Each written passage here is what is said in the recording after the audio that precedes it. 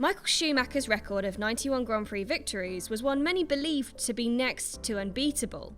Well, that was until the turn of the turbo hybrid era in Formula 1 and the outright dominance of Mercedes and Lewis Hamilton. It's pretty mind-blowing that Schumacher's record, that has stood for 19 years, will likely be beaten convincingly by the time Hamilton retires from Formula 1 if the current form of Mercedes continues.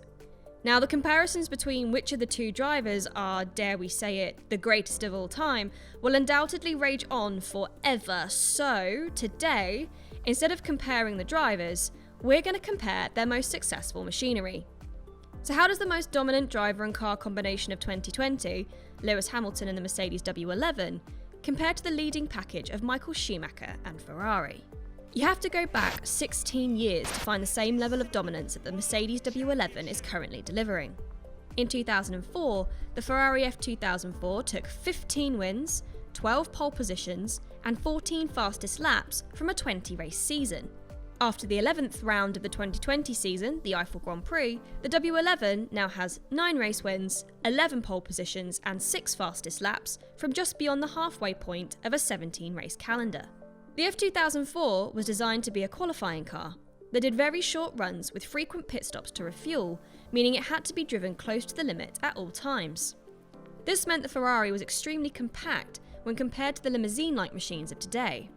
The F2004 is approximately 700mm shorter in terms of wheelbase and more than 1.2 metres shorter overall than the W11.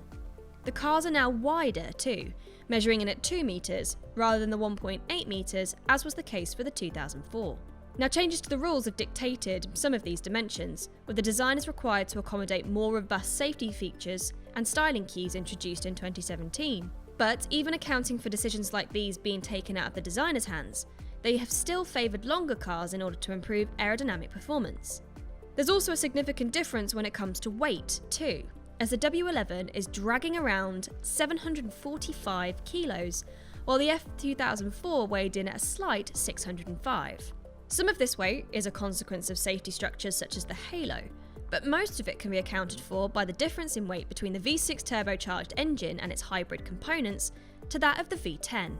While it might seem odd that the weight has gone up so dramatically, we must also remember that the current generation of power unit is capable of doing over 6,000 kilometres and has around 1,000 brake horsepower, whilst the V10 would last around 800 kilometres and had 100 brake horsepower less too.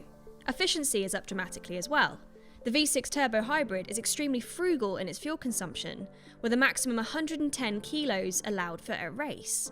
But more often than not, the limit isn't used, while the F2004 needed around 180 kilograms of fuel just to complete a race distance. The F2004 introduced a gearbox concept that would use a titanium casing with a carbon skin, a feature that's now almost universally interwoven with the DNA of the design seen today. The now 8-speed gearboxes generally feature a cassette-style design that allows it to be slotted in within the casing, in order that if damage were to occur, they can still complete 7 Grand Prix without fear of picking up a grid penalty for having to change a gearbox.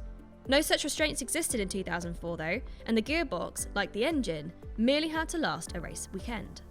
The FIA had just banned pre-programmed downshifts controlled from a button on the steering wheel too, a feature that had meant drivers had to use paddle shifts. Launch control, which had become a feature, was also banned by the FIA, meaning the driver had less software assistance. However, in 2004, Schumacher would still have had more assistance than Hamilton and the current F1 drivers, who have to manually find the bite point and release the clutch on lights out. The F2004 ran on grooved Bridgestone tyres that year, although Michelin also supplied some of their competitors, which forced the two manufacturers to compete with one another for superiority. Bridgestone also supplied Ferrari with its own specific compounds at each track, giving them a competitive advantage over the other teams supplied by the Japanese manufacturer. In comparison, we now have a single supplier, who gives all the teams the same 3 compounds during a race weekend. For 2020, Pirelli has also taken control of the allocations too, giving every team the same tyre choice, whereas previously, this was decided upon by the teams and drivers themselves. So as you can see, the F2004 and W11 designs could not be more different from one another, but each have taken the technology and regulations of the time to the absolute maximum to power their drivers to record-breaking achievements. If you've enjoyed this comparison video, hit like, leave us a comment below, and make sure you subscribe to the channel for more content like this.